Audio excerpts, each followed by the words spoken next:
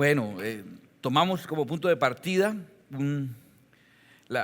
una figura, un elemento, la burbujita de jabón, y a partir de la burbujita de jabón, viéndola cómo se mueve, cómo el viento la lleva, cómo es de dinámica, de hermosa, de atractiva, de interesante, pero cómo es de frágil, dijimos, así somos nosotros. Unos más burbujitas que otros, pero todos somos como así de frágiles, así de vivaces, así de hermosos en cuanto a vida. Y nuestra vida fácilmente, la burbuja choca contra algo y se murió, se estalló. Choca contra nada y de todas maneras también con el tiempo se desintegra. Es nuestra vida, podemos perecer por un accidente, por una circunstancia, por una enfermedad, o también simplemente la vida se agota y hasta ahí llegamos. Y aprendimos que esa piel, esa epidermis de agua jabón de la burbujita representa nuestra materialidad, nuestro cuerpo. Y cuando la burbuja estalla, pues esa agua vuelve a donde había venido, al agua, a la tierra. Y el aire que tenía contenido, pues vuelve a ser parte del aire de donde vino también. Y eso es idéntico a lo que Eclesiastés dice, que el cuerpo vuelve al polvo de donde fue tomado y el espíritu vuelve a Dios, que lo digo. Entonces hemos estado estudiando, digamos, la antropología o la teología antropológica, que es la razón de ser al hombre desde la perspectiva de las Sagradas Escrituras. ¿Qué somos? ¿Cómo estamos compuestos? Esa burbujita nos ha ayudado mucho y nos ha permitido generar no una teología, porque tenemos una sola teología basada en la palabra de Dios, sino una visión teológica, una interpretación nuestra que llega a ser muy sui generis, muy particular. Y hoy vamos a ver por lo menos 3 elementos en los cuales nosotros, Plenitud de Vida, como congregación, como grupo de seguidores de Cristo y estudiosos de las Escrituras, tenemos alguna interpretación teológica, una visión teológica un tanto diferente a las demás respetables opiniones teológicas, ¿correcto? La primera de ellas voy a tratar de explicarla aquí. Entendemos que lo que la Escritura nos muestra cuando dice en Génesis, capítulo 2, dice, y formó Dios al hombre del polvo de la tierra. Entonces es el componente material de donde hizo Dios el contenedor, el envase, el frasquito, el estuche ese precioso que es su merced lindo. Ese estuche que se ha ido como destiñendo, como arrugando, como manchando, ¿cierto? Porque ese cuerpo tiende a la tierra, de donde vino. Entonces él tiende el llamado de la tierra, siente que la tierra lo atrae, siente que con el tiempo todo tiende a irse para allá, para la tierra, todo es como para allá. ¿Sabes qué es la tierra? Diciendo, usted venga para acá, venga. Ahí se está yendo uno ya para la tierra por pedacitos, ¿no? Así como, eso es lo normal. Entonces Dios nos formó este contenedor del polvo de la tierra, de ese material, creó el contenedor. Y luego dice, en Génesis 2, formó Dios al hombre del polvo de la tierra y dice, y sopló en su nariz aliento de vida. Y luego dice, no dice, y cuando tuvo ya cuerpo y espíritu, vino Dios, tomó el alma y la introdujo dentro del humano. No dice eso. Voy a decir textualmente como dice. Formó Dios al hombre del polvo de la tierra y sopló en su nariz aliento de vida. Y luego dice, y fue el hombre, dice un ser viviente, pero el Nuevo Testamento nos aclara y dice, y fue el hombre un alma viviente. A ver, entonces mire, realmente cuántos ingredientes se metieron. Formó Dios al hombre del polvo de la tierra, sopló en su nariz aliento de vida y fue, no dice que añadió, o sea, como consecuencia. Entonces, una primera diferencia teológica. Creemos nosotros así. Si usted responde esto en su seminario bíblico, seguramente le hacen repetir la materia. Pero nuestra interpretación es que el alma es un accidente, ¿cierto? Y si el alma somos nosotros, su merced es un accidente. Un accidente buscando dónde ocurrir. No, su merced es, el alma vino como consecuencia de. Y voy a representarlo aquí. Formó Dios al hombre del polvo de la tierra. Y mire, eso fue un trabajo tremendo con este PowerPoint para que lográramos este efecto. Cuando viene el espíritu aquí representado en azul y como si fuese un vidrio semitransparente, mire lo que ocurre. Formó Dios al hombre del polvo de la tierra y sopló en su nariz aliento de vida. Permíteme ponerlo de nuevo. Fíjate visualmente lo que ocurre cuando entra la imagen azul. Sopló en su nariz aliento de vida. Mira que los únicos componentes reales es el amarillo y el azul. Pero como consecuencia de esa sobreposición de amarillo y azul, ¿qué ocurre? Aparece un nuevo color que es ese verde, y es cuando yo estoy tratando de representarles a ustedes que se formó, ¿sí? Y fue, o sea, que se hizo como consecuencia de la mezcla de esos dos, apareció ¿qué? El alma. Esa es una diferencia teológica. Nosotros creemos que el alma se originó cuando en un cuerpo material entró en interacción con el Espíritu de Dios. Se formó el alma. Creemos eso. Esa es la primera gran diferencia. Luego entonces estamos entendiendo que Adán, por lo menos, cuando fue creado, fue creado por Dios de la manera en que había un cuerpo sobre el cual el Señor dio su espíritu, y eso creó a la persona, espíritu, alma y cuerpo, a la persona de Adán. Y déjeme demostrárselo. A ver, Adán debía tener espíritu, alma y cuerpo. ¿Por qué? Yo le pregunto, ¿Adán interactuaba en el mundo material? ¿Tenía interacción con la creación, con su cuerpo, con la naturaleza? ¿Tenía interacción? Por ejemplo, demuéstremelo. Ponía nombre a los animales, interactuaba con la naturaleza, corría. El Señor lo puso para que en el Edén lo labrara y lo guardase. Estaba interactuando, luego él tenía cómo moverse en el mundo físico, luego tenía que tener un cuerpo. Tenía un alma, Adán. Estaba en la dimensión intelectual y en la dimensión de voluntad y en la dimensión emocional. ¿Se movía Adán en esa dimensión también? Usted ve el momento en que a Adán le entregan a Eva. Había estado solo no se sabe cuántos años, y le entregan a Eva. Usted ve la forma en que Adán dice: esto es cuerpo de mi cuerpo, carne de mi carne, hueso de mis huesos. Mamacita, él está ahí, se le ve casi corazones, electricidad, neón, porque se ve a un Adán emocional. Se ve a un Adán emocional moviéndose, escondiéndose de Dios cuando peca. Se ve un Adán que se mueve dentro del ámbito emocional y dentro del ámbito espiritual, emocional y el ámbito intelectual que pertenece al alma. ¿Está claro? Pregunto, ¿pero también se podía mover Adán en el ámbito espiritual? Demuéstremelo. Alaba con Dios al aire de la tarde. O sea, buenas, ¿cómo le va, don Dios? Sí, o sea, así, frente a frente, cara a cara, hablaban comunión directa con Dios. Dios le decía: no se hace eso, y Adán listo, y hablaba. Impresionante. O sea, estoy demostrando que Adán podía moverse en esas tres categorías, en esas tres dimensiones, porque tenía cuerpo, alma y espíritu. ¿Está bien? Ese es el diseño humano. ¿Qué es lo que ahora también, segundo elemento en que nos diferenciamos? El primer elemento en que nos diferenciamos es que creemos que el alma se formó casi como un accidente, como una consecuencia de. La segunda diferencia es que cuando dice que sopló en su nariz aliento de vida, no nos hemos querido imaginar a Dios como haciendo un muñeco de plástico y soplando, inflándolo por la nariz, hasta que estuvo inflado. Creemos que la forma en que Dios nos dio su espíritu, o que le dio el espíritu al humano, fue cuando Dios le dio la palabra. ¿Por qué? Porque en el Nuevo Testamento Jesucristo dijo: el espíritu es el que da vida. ¿Lo sabe eso Adán o no lo sabe? Claro, el espíritu es el que da vida. Dijo: la carne para nada aprovecha. Y luego dijo: las palabras que yo les hablo a ustedes son espíritu y son vida. Entonces, ¿cómo da su espíritu? A través de la palabra. Yo creo que hubo vida en Adán. Mire esto, cuando Dios se pone frente a frente a Adán, como hizo el profeta con ese niño que falleció, y se puso así frente y le dijo a Adán, le dijo: de todo árbol del huerto podrás comer, mas del árbol de la ciencia del bien y del mal no comerás, porque el día que él comieres ciertamente morirás. Y esa orden que Dios le dio, que Dios dio con su palabra, fue la que entró en Adán a manera de espíritu y lo convirtió ahora en un alma viviente, en un ser con vida. Voy a demostrártelo también con otro ejemplo. En el Nuevo Testamento llevan a Jesús a donde está Lázaro hace 4 días sepultado porque está muerto. En ningún momento Jesús da la orden de que reciba vida a Lázaro, que debía haber dicho algo cierto, como pararse ahí y haber dicho: vida retorna a ese cuerpo. Y yo creo que sí, uno lo haría un poquitico más dramático, ¿cierto? Células, actívense, ¿cierto? Corazón, fluye, sangre, sistema circulatorio, neuronas, reconéctense ahora, energía sobre los... Y uno lo haría un poquitico más dramático, sobre todo si hay cámaras o hay gente viendo, ¿no? Entonces, no, y ahora sí, no, una cosa... Recibe, o alguna cosa así, ¿cierto? ¿Cierto? Lo haría un poquito. ¿Cuándo Jesús da la orden de que reciba vida? ¿Cuándo Jesús le introduce el espíritu a Lázaro para que vuelva a recibir la vida? ¿Qué hizo Jesús? Le dio una orden. Jesús lo único que dice es: Lázaro, sal fuera.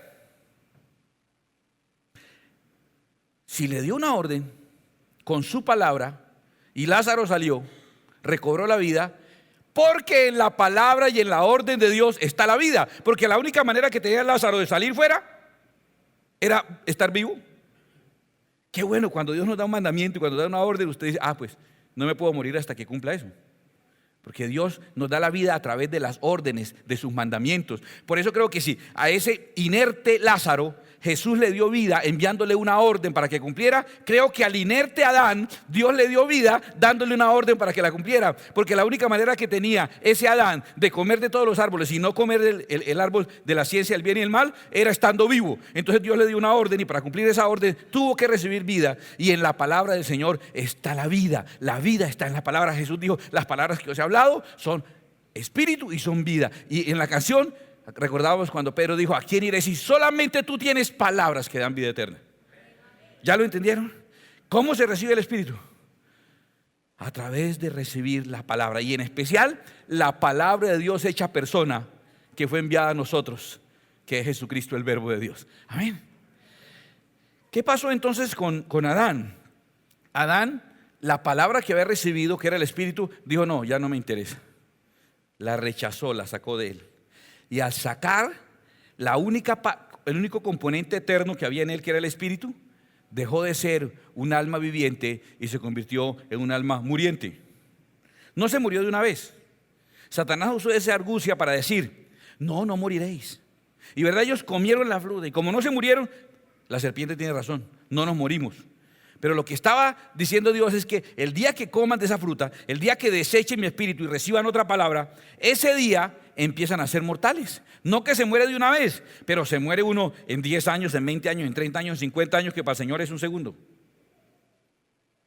Un segundo. No ha pasado un día en la eternidad de Dios. Entonces el día que uno come eso, el día murió. Eso es lo que ocurrió. El hombre quedó ahora apto ¿para qué? Díganme ustedes. Quedó apto para vivir en el mundo físico, material, ¿cierto? Y en el mundo emocional, intelectual y de la voluntad. Pero ¿qué pasó con el mundo espiritual? Apagamos el mundo espiritual. Ya no quedamos aptos para vivir en el mundo espiritual. Y el humano se mueve en este espacio. Y hay una cosa terrible, que tanto el mundo material como el mundo del alma son finitos, son temporales. Lo único eterno que había en nosotros es el Espíritu de Dios. Por eso el que tiene al Hijo, que es la palabra de Dios, que es el Espíritu de Dios, tiene vida eterna. No hay otra manera. Solo el que tiene al Hijo tiene vida eterna.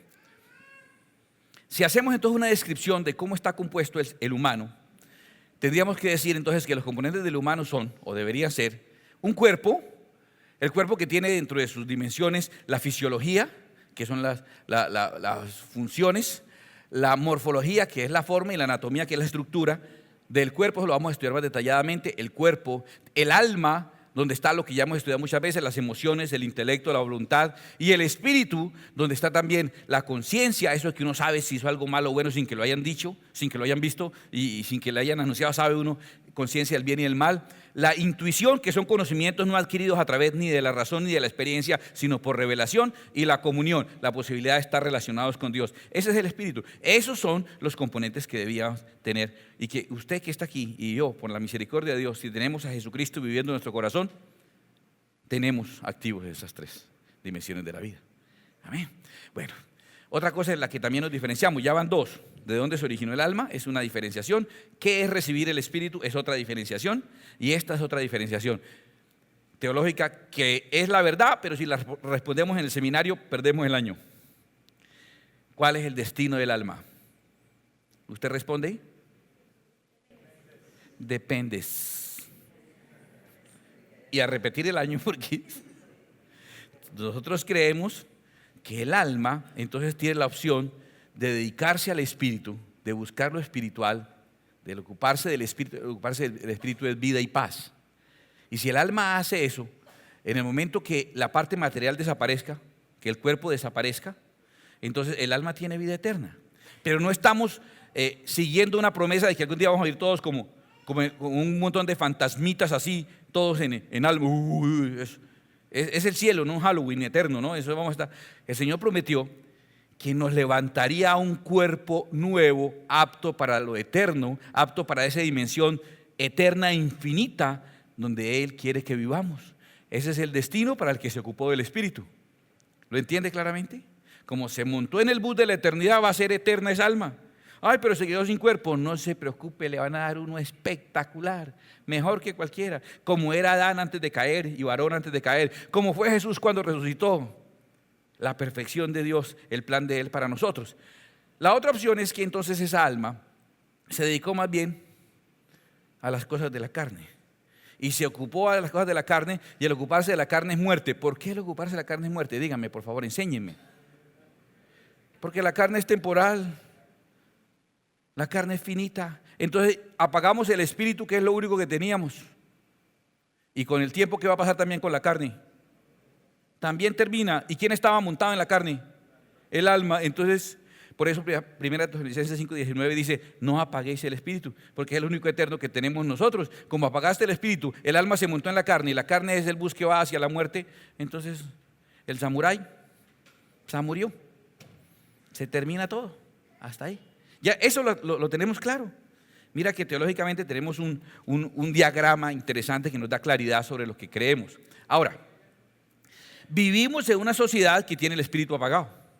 Su merced y yo vivimos en una sociedad que se mueve muy bien en lo material y se mueve muy bien en lo emocional, pero que tiene apagado lo espiritual. Esa es la sociedad que nos tocó a todos vivir.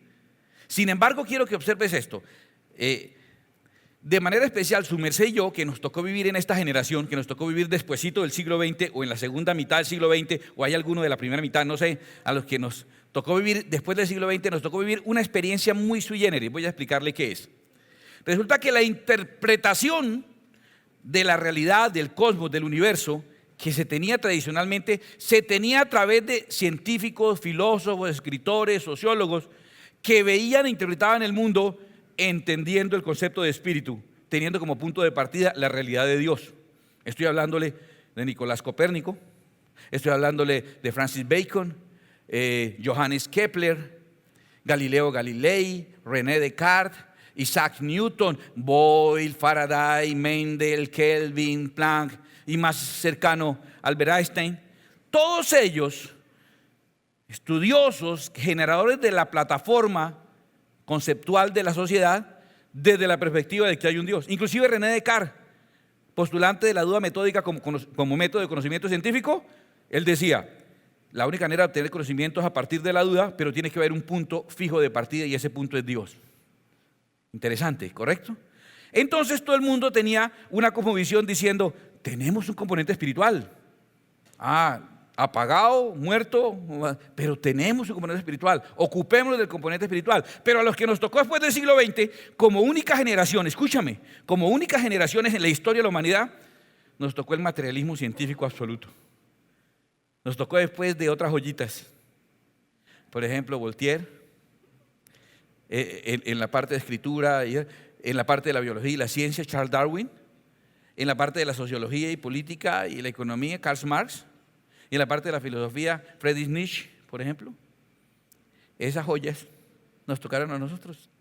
Y esos fueron los generadores de la plataforma, escúchame, en la que nos tocó mundo, en la que no decían como los otros, pilas que tenemos un componente espiritual, sino un mundo del materialismo científico que decía: no hay componente espiritual. Somos materia y emociones. Y pare de contar. Ese mundo nos tocó a nosotros, esa sociedad nos tocó a nosotros. Esa sociedad llegó a su máximo esplendor en las guerras mundiales, especialmente la segunda, la bomba atómica, el fenómeno nazi, esos científicos que hacían investigaciones allá, y la genética llegó a un desarrollo impresionante gracias al tiempo nazi en el que Mengele y todos esos doctores de la muerte hacían experimentos absurdos, ¿cierto? Como tratar de quitarle los pies a una persona y ponérsele en los hombros y los brazos aquí y ver cuánto duraba la persona y cómo se movería. Y trasplantes absurdos y mutaciones entre animales y combinaciones en genética de animales y personas, de donde se desarrolló esa maravilla de genética que conocemos hoy. Llegó a su máxima expresión en el vacío absoluto, en el que no hay espíritu, en que somos cuerpo y alma. Ese es el mundo que nos tocó a nosotros. Un mundo sin Dios, que no consideraba el espíritu.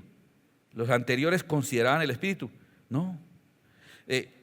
Eso es anecdótico, y déjenme contar un par de anécdotas con estas joyas. Por ejemplo, en la semana de Nietzsche, cuando 1982, muchos de ustedes o estaban muy pequeños o habían nacido. Yo ya estaba estudiando ingeniería civil en la UIS. En 1982 llegó la semana de Nietzsche, y allá frente a la biblioteca pusieron un telón gigante blanco en la semana de Nietzsche, conmemorando eso, y decía la frase más célebre de Nietzsche. ¿Sí? ¿Alguien recuerda? Dios ha muerto. Nietzsche la afirmaba. Y eso estuvo ahí como un cartel que era una ofensa para nosotros los cristianos, que éramos minoría en la UIS y una sociedad demasiado, una universidad muy izquierdista. Eso era una vergüenza decir que usted creía en Dios o que era cristiano, ¿no? Todo el mundo era ateo y el que no, pues disimulaba y se hacía el ateo para sentirse muy intelectual, y alguien muy brutico simplemente decía que no creía en Dios y ya se veía inteligente. ¿Sí? Entonces, allá pusieron ese cartel y nos tocaba aguantarlo toda una semana. La siguiente semana no lo hice yo, no tuve suficiente valor ni suficiente inteligencia para eso. Quitaron ese cartel y pusieron uno casi idéntico, de color, letras y todos igualito. Parecía que era el mismo. Usted tenía que fijarse con cuidado para darse cuenta que era otro. Y el cartel decía: Nietzsche ha muerto, firmado Dios. Y entre paréntesis decía: y yo sí tengo pruebas.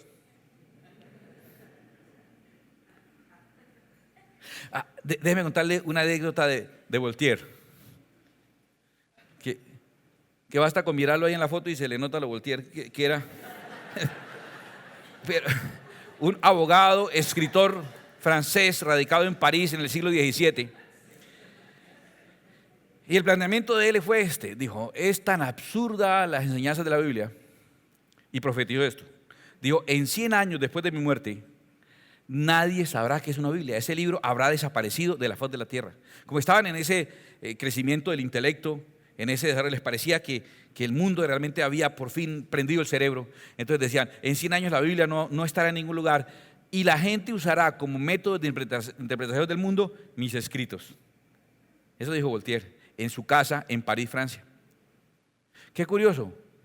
Eso fue en 1600 y pico. ¿Cuántos de los que están aquí han leído los postulados de Voltaire? ¿Quién? Oh, nada, hola.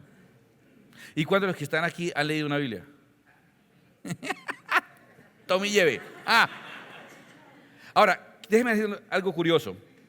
La casa donde él dijo eso y escribió eso, 100 años después, a su anuncio, fue comprada por las Sociedades Bíblicas Unidas y se convirtió en una imprenta de Biblias que repartió Biblias por todo el mundo. Es curioso. Es que es tan contradictorio sus ponencias que se caen solas. Voy a explicarte. Si tú conoces el método científico, parte de esto es muy bonito entenderlo. ¿Cómo se adquiere conocimiento? Entonces venían los empiristas, a través de la experiencia. Venían los racionalistas. No, solamente a través de la razón, porque los sentidos nos engañan. No sé si les tocó esa parte de filosofía tan harta toda la vida, ¿cierto? Escúchame. Pero el método científico, basado inclusive en el postulado cartesiano, dice esto, dice: solo se obtiene conocimiento partiendo de una pregunta. Y tiene sentido. La única manera de obtener conocimiento es la duda metódica. Y la duda es una pregunta. ¿Qué es una pregunta? Una pregunta es la misma frase que usted hace con un gallito al final y le pone una interrogación. ¿Cierto? Por ejemplo, usted dice: hoy hay servicio en la iglesia. Le pone el gallito al final y queda: hoy hay servicio en la iglesia. Y ya se volvió pregunta. Y le pone una interrogación. Y las preguntas son las que generan conocimiento. Tú vienes y dices: hoy hay servicio en la iglesia. Y entonces las niñas de protocolo le dicen: sí, y también hay el viernes y el sábado, la misma reunión se repite. Y usted se llevó un poco de información que antes no tenía. Quiere decir que usted obtuvo conocimiento a partir de una pregunta. Y el método científico puro dice: se obtiene conocimiento a partir de la duda. Eso es válido, ¿correcto? Pero ¿cuál es el problema de la ciencia y la filosofía del siglo XX? Que ellos no se presentaron a partir de una duda. ¿Dios ha muerto es una pregunta? ¿Dios no existe es una pregunta? ¿Usted oía a un materialista diciendo: ¿Dios no existe? No. Dios no existe no es una pregunta, es una negación. Y las negaciones deberían ser la respuesta a un proceso científico, no el punto de partida. Entonces, a partir de una negación no tienes conocimiento. Si vienes tú el domingo y está la niña de protocolo ahí, y tú te animas y le dices: hoy no hay servicio, y te vas, ¿cuánto conocimiento nuevo tienes ahora en tu mente? Ninguno, porque cuando se parte de una negación no se obtiene conocimiento. El método científico basado en el modelo cartesiano dice, tienes que partir de una pregunta, de una duda. Y estos señores no partieron de una duda. Estos señores partieron del hecho implícito que algo que ellos no entendían que era lo espiritual porque tenían el espíritu muerto o apagado. Entonces ellos partieron de decir, no hay un Dios. Interpretemos el mundo a partir de una negación. Y ahí no hay conocimiento. Y ese método, perdóneme que le diga, de científico no tiene nada. Porque ¿cómo va a empezar un proceso de conocimiento a partir de una negación que es una respuesta? Que es el resultado. No tiene sentido. La Biblia explica qué es lo que pasa con ellos. Dice, pero el hombre natural no percibe las cosas que son del Espíritu de Dios, porque para él son locura. Y no las puede entender porque se han de discernir espiritualmente. Entonces, como ellos eran naturales y no entendían la dimensión espiritual, entonces el ocuparse de las cosas espirituales para ellos era una locura. ¿Y qué ocurrió incluso en ese modelo? Mire que casi que dice que dice a estos, no mentira, estos no estaban en la Biblia. A estos les parece cosa extraña que vosotros no corráis en el mismo desenfreno de disolución y os ultrajan. ¿Qué está advirtiendo? Está diciendo, ese modelo de pensamiento, primero que todo, era incapaz de entender la dimensión espiritual. Porque la dimensión espiritual hay que discernirla espiritualmente. Y como no tenían su espíritu, no tenían el espíritu de Dios, no la interpretaron, les parecía locura. Y luego, como era para ellos una locura, ¿qué hacen ellos ante la locura? Ultrajan, ofenden, humillan. Era vergonzoso ser cristiano en esas épocas del materialismo científico. En esas épocas en que creíamos que el comunismo se iba a tomar el mundo. Creíamos. Y todos estábamos y muchos decían sí, y secuestraban aviones para irse a Cuba. No sé si les tocó eso, porque Cuba era el paraíso, la propuesta de un pensamiento no basado en Dios. Y ahí tenemos los pocos rezagos que quedan de esa propuesta, desapareciendo por sí solos. Vamos a hacer un laboratorio, usted me va a ayudar a hacer este ejercicio, por favor. Y vas a entender qué heredamos de ese mundo que nos construyeron esas joyas. Escuche. Analicemos esto. Ayúdame a analizar, por favor, un estilo de vida que alguien tenga, un estilo de vida de alguien orientado al cuerpo. ¿Qué es el cuerpo? Alimentación y cuidado, ejercicio y belleza, ¿cierto? Piensa en eso. Piensa en alguien que le da mucha atención al cuerpo. Piensa hoy. Empecemos por esto. Atención. ¿Cómo es visto hoy por tu tía, tu mamá, tu vecino, tu compañero de trabajo, tu compañero de estudio, tu suegra, tu novia, lo que quieras? ¿Cómo es visto una persona que le da mucha atención al cuidado de su cuerpo? ¿Cómo es vista hoy? ¿Mal o bien? Bien, ¿cierto? Eso es correcto. Entonces leen calorías, ¿cierto? Ay, no, eso tiene no sé cuántas calorías. No, los empaques que uno ni sabía para qué le ponían eso. No, eso hay que para saber. Si todos saben qué combinar. No, yo es que no mezclo proteínas con carbohidratos. No, todo el mundo sabe, todo el mundo es dietista ahorita, sobre todo los más gordos. Saben un montón de cosas sobre cómo bajar y aconsejan a todo el mundo. Y eso como es visto hoy. Una persona que le pone atención a su cuidado, que hace ejercicio, que dedica tiempo al gimnasio, que cuida su salud, que cuida su imagen personal. Inclusive un varón cuidando lo estético. Ustedes no lo notan porque los que somos más viejitos, la generación en que habían hombres y mujeres y personas con problemas de identidad, entonces los hombres somos así descuidaditos. Uno no usaba crema, eso de que ahora, ¿cómo se ve un hombre hoy que se acuesta y se pone los pepinos acá, las 20,000 mascarillas y le hacen el manicure, el pedicure y se mete en la cámara hiperbárica y le hacen el bronceamiento y todas las cosas? Ah, no, bien. Entonces se cuida, dicen las amigas. No, él se cuida mucho. Eso es bien visto. A uno eso ya le cuesta trabajo. No somos de la época en que depilarse. Un hombre, pelar un oso. Yo solo tengo que raparme la cara y la cabeza y a veces me da pereza. Te imagino depilarse, es una cosa absurda. Eso es el cuidado de las piernas, que la goicochea para las venitas. Los hombres no hacemos eso, uno ni se cuida las piernas, uno se enjabona y se baña y como el jabón baja, eso ahí se va limpiando todo. Uno no hace cremas ni cosas de esas. De verdad. Pero hoy día es bien visto eso.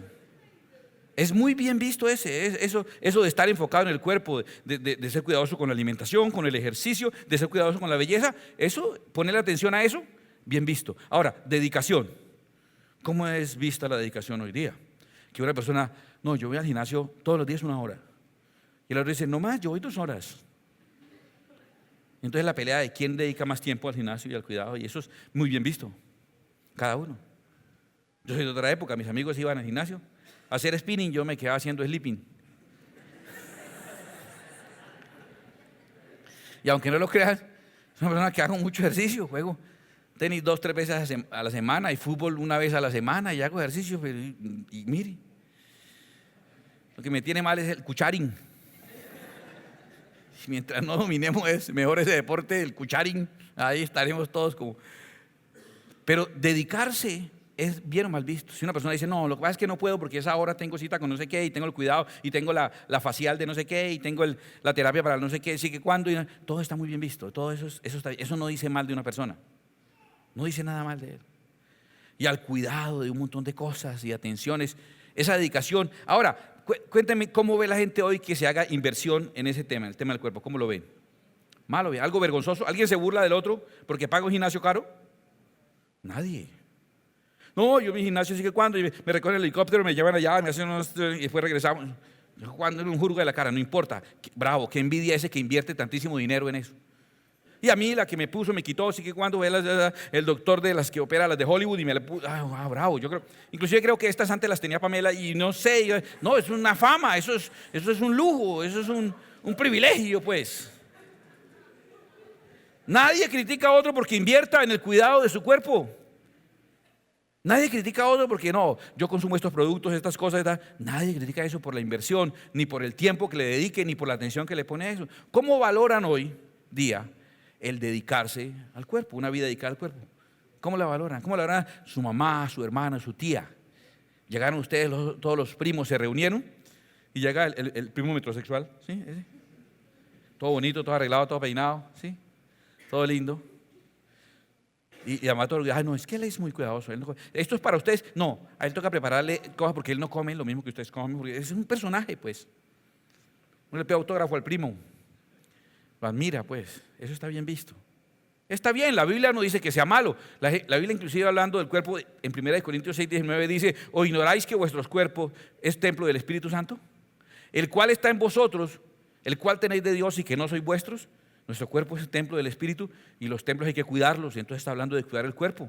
La Biblia habla en Efesios 5:29, porque nadie aborreció jamás su propia carne, o sea, su cuerpo, sino que la sustenta y la cuida. Y mira el ejemplo que pone, como también Cristo a la iglesia. O sea, cuidar ese templo es grato delante de Dios. Inclusive el deporte es puesto como ejemplo en la Escritura. El apóstol Pablo en 1 Corintios 9:24 dice, ¿no sabéis que los que corren en el estadio, todos a la verdad corren, pero uno solo se lleva el premio?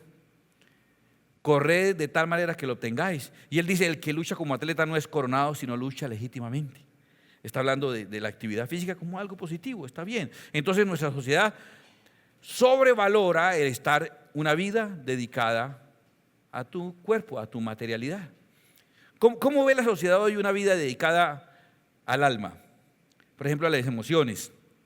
O por ejemplo, al intelecto. ¿Cómo ve la sociedad? Una persona que le pone atención al conocimiento y lee, ¿cierto? Y es versado y sabe de todo. Usted habla del tema, él sabe.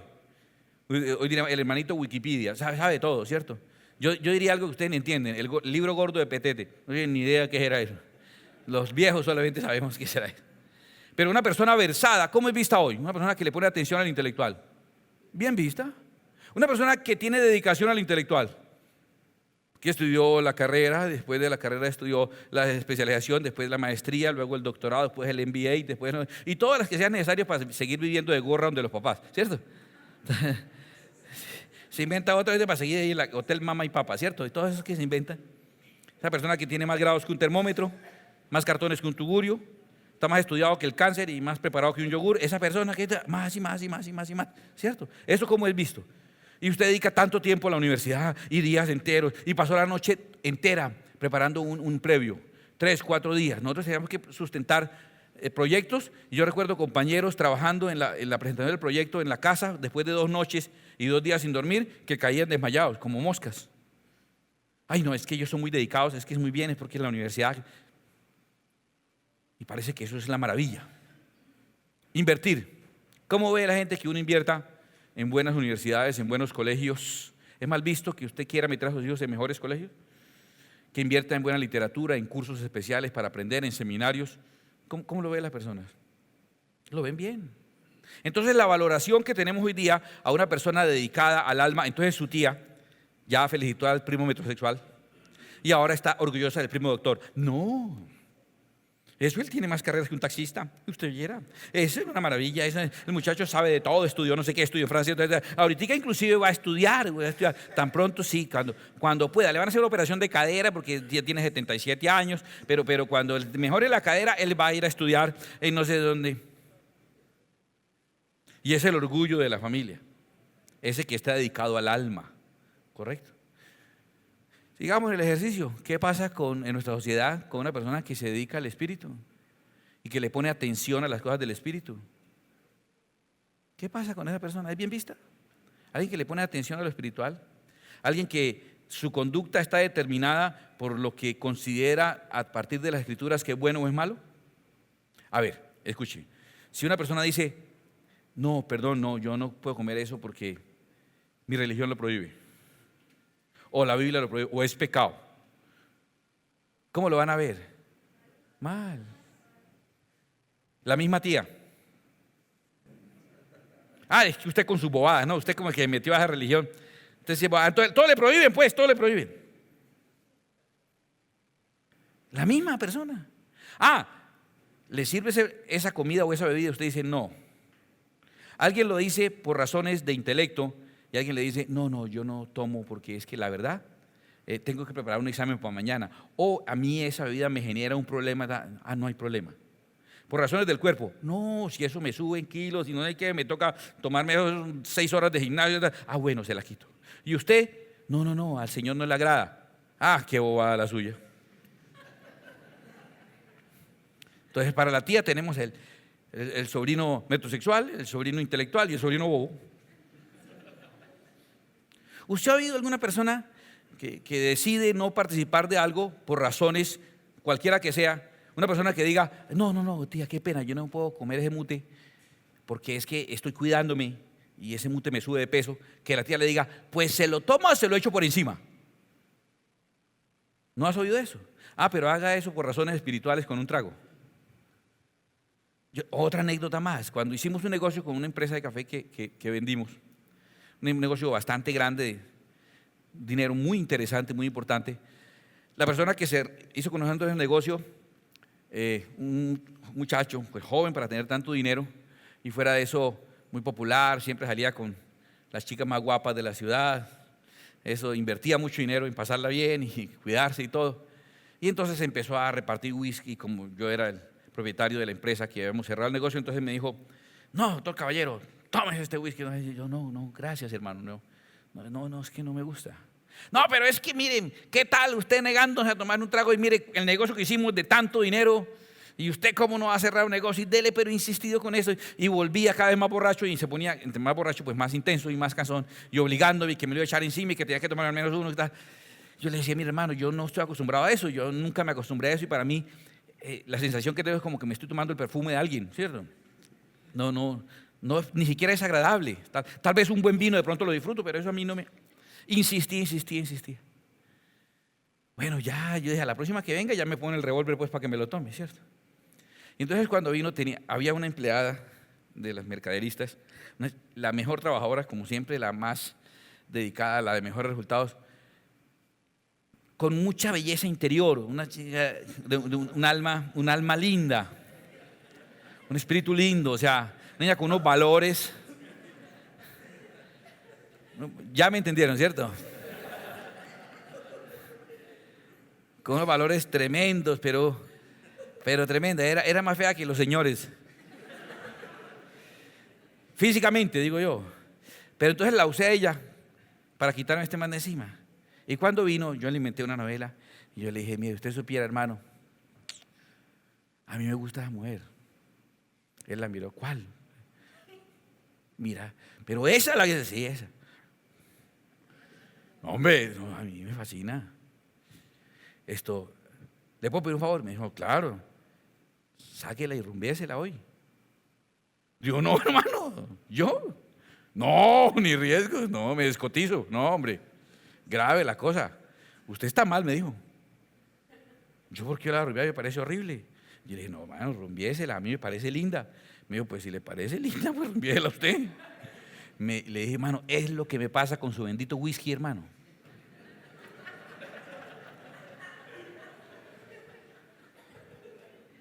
No entiendo por qué si a usted le parece bueno tengo que tomármelo yo. Si a mí me parece horrible. Óigame, fue el Señor que me reveló porque me lo quité encima. Más adelante estaba todo borracho y con unos amigos diciendo, es que uno debe obligar, no debe, porque eso es como que lo hagan salir a uno con una fea. El hombre aprendió la lección, qué pesar de aquella señora, pero qué bendición.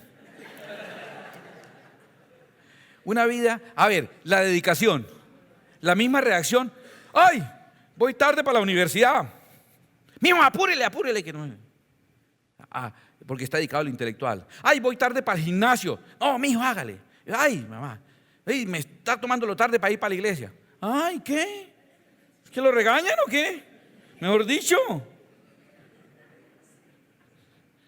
La dedicación la ves mal. Que tú saques en tu agenda tiempo, otra vez para allá. ¿Ya no fue el año pasado? ¿Y es que les toca ir todos los días? ¿Cómo lo ven? Y que usted ha sacado por ahí un ayuno. No, mamá, es que estoy ayunando hoy, pidiéndole al Señor más revelación. ¿Ve eso? Ese fanatismo a usted le va a hacer daño. Uno no debe meterse así en esas religiones. Eso es bonito oír la música y todo eso. Pero uno así, eso de aguantar hambre, eso es malo. Mi Diosito no manda eso, que uno aguante hambre. En toda la Biblia que yo he leído, Dios, por eso, mi Diosito, por eso dijo, ayúdate que yo te ayudaré, por eso. ¿Cómo va a poder aguantar hambre? Y cada vez uno va a decir, mijo, coma algo, no sea necio. Mire que a esa religión, usted es lo que le está metiendo. Espere, la hermana lleva 3 días comiendo solo lechuga con agua para verse más delgada y no le han dicho nada. El otro lleva 3 noches sin dormir para preparar un examen y no le han dicho nada. Pero ojalá pase esta noche orando para que vean, ¿todavía orando? ¿Qué es tanta rezadera suya, hola? No entienden la dedicación, no la pueden entender. La inversión. ¿Cómo la ven? La tía. Pobre tía. ¿Cómo ve la tía? Y ese sobre eso, ¿para qué es? ¿Para qué está echando la plata? Muchos ya viejos le toca escondidito el diezmo, meterlo ahí, que no noten que van a diezmar o ofrendar. Les preocupa mucho ahora. Antes, cuando gastaba en droga, en mujeres o en alcohol, no había problema. Es que en este ambiente anda siempre endeudado y sobregirado. Y su compañero de trabajo le dice, oiga hermano, ¿cómo así que enero y usted alcanzó la cuota en ventas? Hermano, ¿cuál? Tiene que decirme con qué agua santa se echa. ¿Quién lo rezó? Oiga hermano, ¿cuál es la patica de conejo? Tiene que darme la clave. Y usted le dice, no, pues cuadré ahí con un socio. Él me manda a los clientes y así me los trae de quitar. Me los manda y son fijos. Y me manda donde está el negocio. Digo, uy, presénteme, le vamos 50-50 con él. Le digo, no, mire, no es 50-50. El 10 para él, 90 para mí. Digo, sí, ¿sé dejar por la cabeza fuera eso? No, preséntemelo. Entonces, sí, es el Señor. Yo le diezmo y él, eso, siga llevándole la platica ya al pastor, vaya, siga.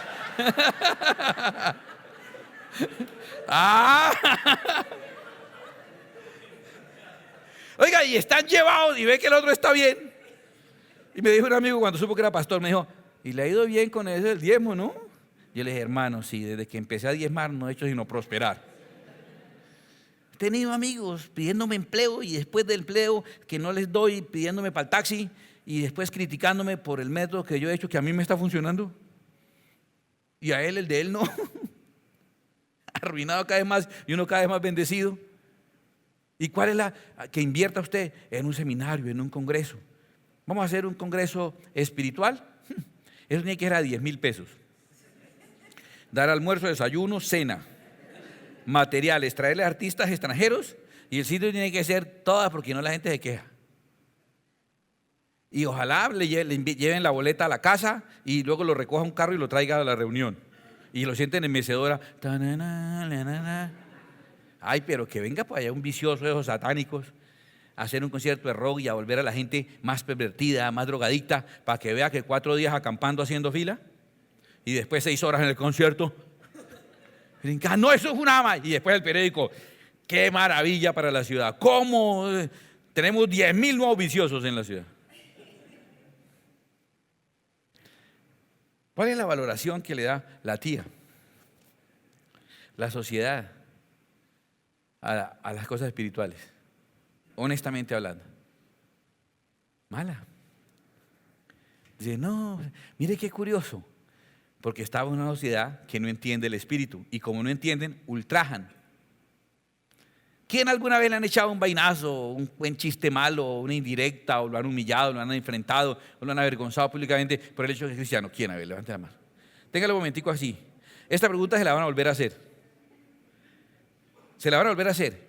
Puede bajarla. Cuando estemos allá en el cielo, el Señor va a decir, bueno, ¿quiénes han sido afrentados? ¿Quiénes recibieron injurias por mi nombre? Le van a volver a hacer la pregunta y usted vuelve y levante la mano. Ahí va a haber una fila especial en un lugar alto. Le van a poner medallas a todos, empezando por San Esteban, el primer mártir, entregó su vida, los mataban a piedra y él los perdonó. Otros que fueron aserrados, entregados a las fieras, crucificados, guillotinados. Hasta recientemente nuestros hermanos por allá en el Estado Islámico, donde están siendo asesinados hoy día y perseguidos por el hecho de ser cristianos, todos ahí en fila. ¿Y usted sabe qué? Ustedes para ahí, como no están preguntando qué afrenta fue. A mí me están diciendo quiénes le cortaron la cabeza, quiénes fueron afrentados. Entonces, perdón, corre tantito. Yo también. A mí un día el de la tienda me gritó, ¡aleluya! ¿Ah? ¿Esa vale o no vale? Esa vale. A mí, un novio me dejó porque no quise. No, esa vale. Y algún día estarás allá diciendo, a vosotros os he dado no solo que creáis, sino que padezcáis por causa del nombre de Cristo. Y tenemos el privilegio de que, porque estamos en una sociedad, mira qué necedad, una sociedad en la que de los componentes del humano, como está apagado el espíritu, solamente se dedica y valora el ocuparse del cuerpo y el ocuparse del alma. ¿Y cuál es el problema con el cuerpo y el alma? ¿Cuál es el problema? Que eso es temporal, que eso desaparece, que eso es vacío, que eso es vano, que eso no va a ningún lado si no tienes el Espíritu de Dios en tu vida. Y le voy a dar un ejemplo. En el libro de Eclesiastés, que lo tradujeron como el predicador, pero por favor, cuando usted le digan Eclesiastés, interprételo como el filósofo de la fe. El filósofo. Y cuando lee, por ejemplo, no a cualquiera de estos, a Marx, a Nietzsche, sino cuando lees a un hombre que realmente la tuvo toda, que fue el hombre más exitoso del planeta, y está haciendo los análisis de su vida. Convirtió su vida, se convirtió a sí mismo en un conejillo de indias, convirtió su vida en un laboratorio y empezó a probar consigo mismo dónde estaba el sentido de la vida. Y el hombre llega a esta conclusión. Él dice, dije yo en mi corazón, ven ahora, te probaré con alegría y gozarás de bienes. Qué prueba, ¿no? Mas he aquí, esto también era vanidad. A la risa dije, enloqueces, y al placer, ¿de qué sirve esto? Propuse en mi corazón agasajar mi carne con vino, y que anduviese mi corazón en sabiduría, con retención de la necedad, o sea, intencionalmente haciendo estupideces, hasta ver cuál fuese el bien de los hijos de los hombres, en el cual se ocupan debajo del cielo todos los días de su vida. Voy a ver, estos viciosos, ¿por qué están tan entregados para eso? ¿Qué es lo que le ven de bueno? Empezó a experimentar. Y luego, aparte de eso, lo material. Engrandecí mis obras, edifiqué para mí casas, planté para mí viñas, me hice huertos y jardines y planté en ellos árboles de todo fruto.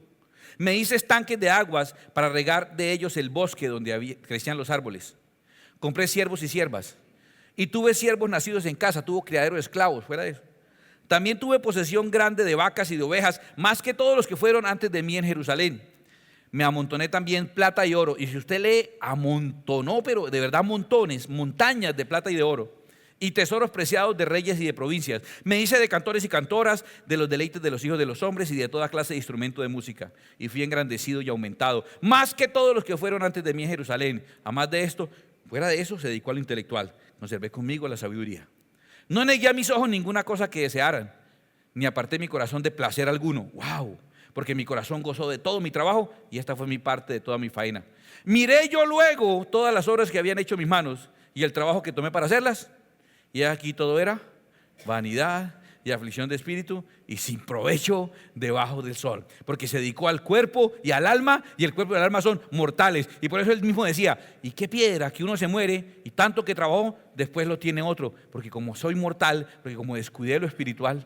El término que utiliza para decir aflicción de espíritu es el término reut, que significa tragarse algo, comerse algo. Él está diciendo, todo eso es vacío y eso es tragarme el espíritu.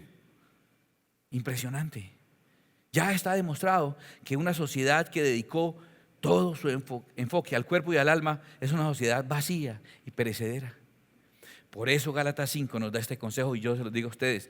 Digo pues, andad en el espíritu y no satisfagáis los deseos de la carne, porque el deseo del espíritu el deseo de la carne es contra el espíritu y el del espíritu es contra la carne, y estos se oponen entre sí para que no hagáis lo que quisierais. Acuérdate, aquí está el alma, aquí está la carne y el espíritu, y el alma está siendo alada por la carne y alada por el espíritu, finalmente para determinar qué va a pasar, qué va a decidir. Por eso la solución está en Gálatas. La escritura en Romanos 8 dice, porque los que son de la carne piensan en las cosas de la carne, pero los que son del espíritu en las cosas del espíritu. Porque el ocuparse de la carne es muerte, pero el ocuparse del espíritu es vida eterna, y fuera de eso, mientras la vida eterna, paz. Mira, escúchame. Quiero que mires este gráfico, que bastante trabajo me cuesta hacer los dibujitos, para que por lo menos lo mire. Si tú eres una persona que está llena del Espíritu de Dios, eres una persona espiritual, pero no solamente recibes vida en tu espíritu. Mira el gráfico.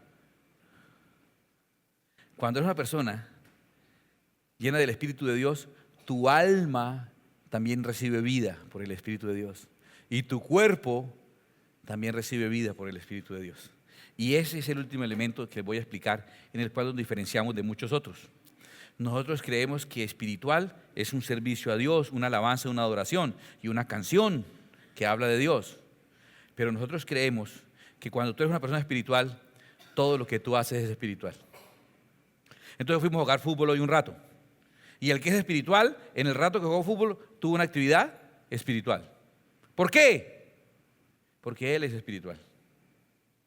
Y el otro que es carnal, fue y jugó con nosotros y tuvo una actividad carnal. Y en la misma carretera están trotando o montando bicicleta dos. Y el uno está en comunión con Dios, aprendiendo, contactado con el Espíritu de Dios, crecido, viendo las plantas, los árboles, agradeciendo a Dios. Señor, veo tu creación. Está haciendo ciclismo espiritual. El otro está haciendo ciclismo carnal. No creemos que sea espiritual solamente el momento que estamos en la iglesia. No creemos que si no pudiste venir hoy, el domingo, porque justo tenía tu hija una presentación, un recital de ballet, o tu hijo una presentación de teatro, iba a ser de Hamlet en el teatro, y entonces coincidió con la hora de servicio, y yo sé que tú te viniste para acá, y yo te voy a decir, ¿qué haces aquí? Vete a ver a tu hijo. Culto ahí la otra semana. Es más, pues venga el viernes o el sábado, que es el mismo. Pero su hijo necesita saber que su papá o su mamá está ahí en la primera fila, en medio de semejante obra shakespeariana, y el papá en primera fila con una bubucela, y bueno, ahí todo emocionado. Eso lo va a marcar de por vida. Yo creo que eso es espiritual. Yo creo que caminar de la mano con tu esposa. Yo creo que escucharla y atenderla. Creo que sacarle un ratico a estar con tu mamá, tu papá, aunque son viejos, y oírle por 19,000 veces la misma historia. Es más, provocarle, decirle, y mamá, ¿cómo fue eso de cuando intentaste la otra vez que quisiste entrar al colegio? ¿Cómo fue la que? Y vuelve y lo cuenta, te lo sabes. Yo le voy a decir, eso es espiritual. No es espiritual el culto ni el salón solamente. Tu vida se vuelve espiritual, todo. No hay música cristiana y música no cristiana. No hay. Ay, que sí. No hay. Bueno, eso pensamos aquí nosotros. Hay música bien hecha y mal hecha, y música con mensajes buenos y música con mensajes malos. Música que promueve valores y otras que promueve antivalores. La que promueve la promiscuidad, el pecado, el trago es música mala. Y la música que te dice cosas buenas no tiene que ser solo de Dios. Cuando la música dice que ames a tu pareja, cuando la música está hablando de tu nación tan bonita, de los ríos que tenemos, de nuestras costumbres, de nuestra cultura, de nuestra vida, de nuestra juventud, de las emociones, de la alegría de vivir, es música buena. Así de sencillo.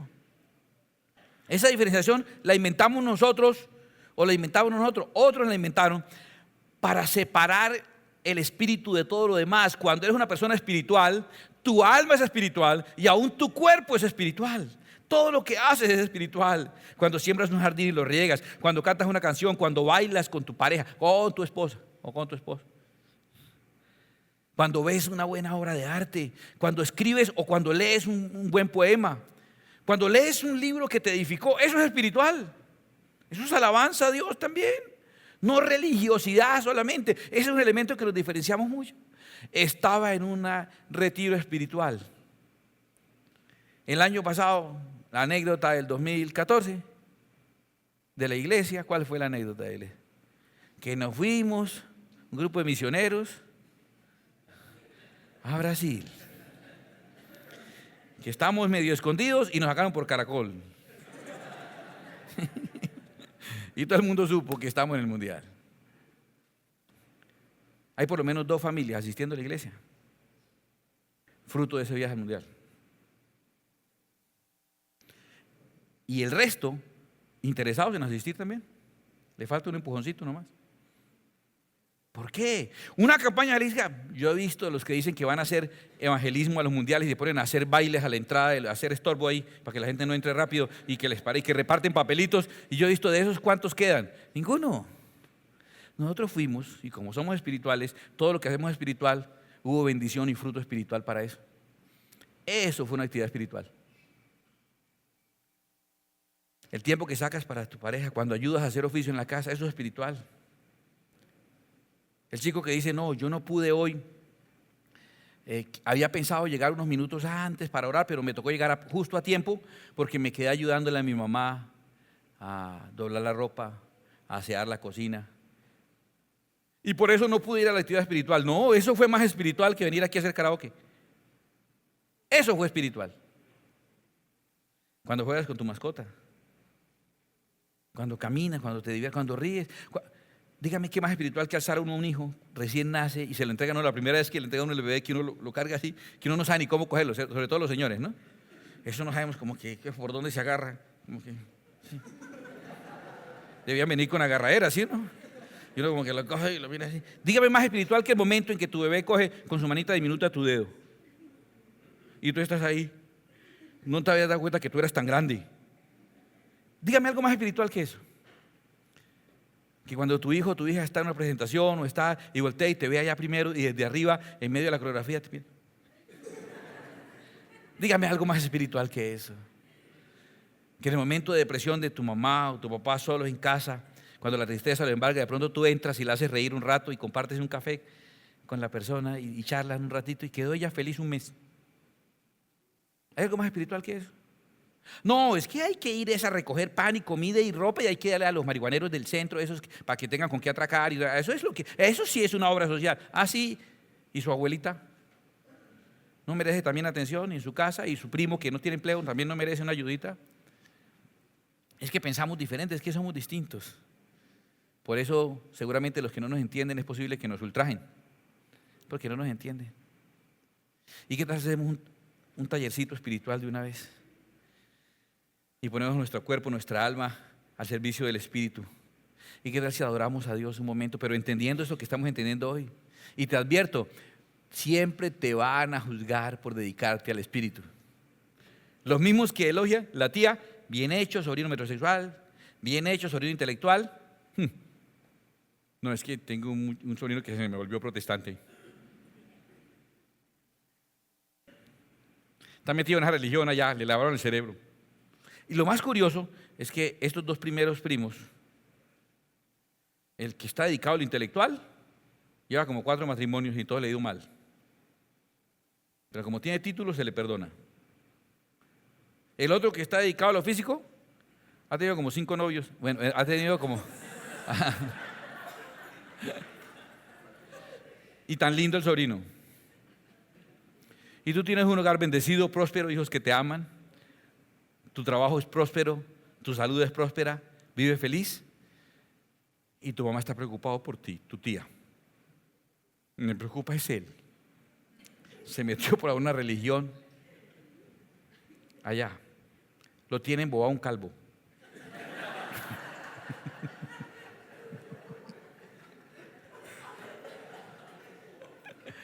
Estoy mintiendo, dígamelo de frente, dígame, ¿estoy mintiendo? ¿No es así? Entonces que se sigan burlando. Y en cualquier momento estamos aquí, en ese momento precioso, tú estás adorando a tu Dios te está tocando, estás llegando al nivel espiritual, Dios te va a revelar cosas, va a bendecir a tus hijos, tus nietos, tus bisnietos, tus siguientes generaciones. Estás viviendo una experiencia impresionante, una experiencia eterna, infinita. Y pasa un tipo por aquí enfrente, un hooligan del Atlético Bucaramanga, de esos de las barras bravas, que nadie le ha hecho el favor de avisarles que ya no existe ese equipo. Hágale el favor, dígale, eso ya no existe. Eso ya no existe. Aterrice. Y entonces media cara amarilla, media cara verde. ¿Sí o no? Todo pintado de colores y con unas plumas verde amarillas así, como un loro, por toda la calle. Vendió la silla de ruedas de la abuelita para comprarse ese disfraz. Y atracó a unas personas allí para comprar la boleta. Y tiene aquí un cuchillo grandote para matar a los de la otra camiseta. Y viene caminando aquí por enfrente y nos oye a nosotros cantar. Y se devuelve. Y si puede, mete la cabeza y nos grita: ¡fanáticos!